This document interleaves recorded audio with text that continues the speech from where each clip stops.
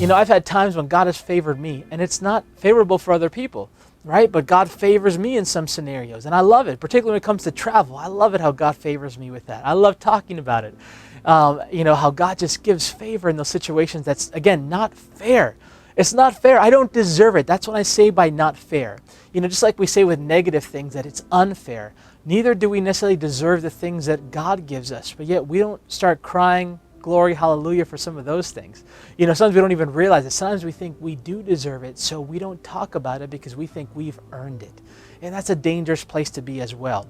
And sometimes unfair situations might come from that. Why? Because pride comes before a fall. All right, so sometimes when we're falling, we're thinking, unfair, I was doing so good. Well, maybe there was pride right before that situation. Nonetheless, let's backtrack here to Joseph. So Joseph, he gets sold into slavery, right? Gets to Potiphar.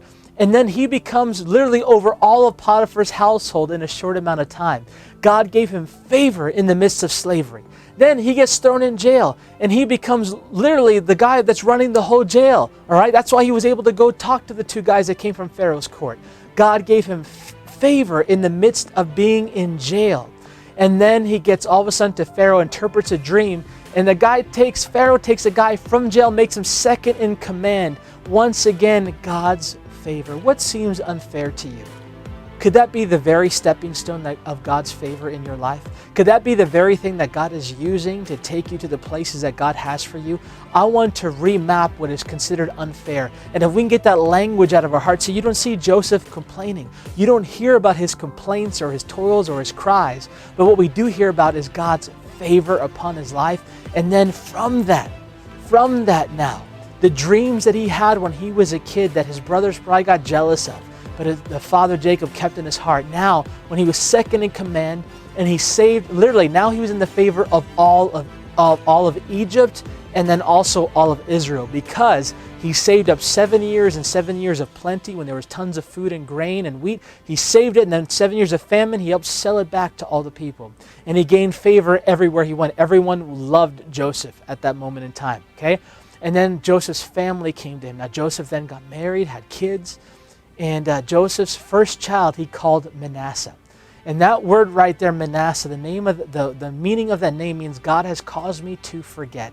What did God cause Joseph to forget? All the pain of the past, all the unfair situations that he dealt with, all the things that were difficult, God caused him to forget.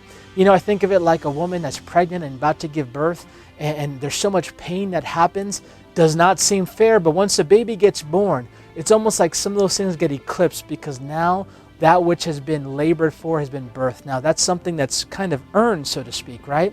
But again, God's favor isn't earned. God blessed Joseph, but I also do believe that Joseph was a good steward of his time. He was a good steward of his lips. It doesn't show him stating the obvious in those situations, but it shows him still blessing God.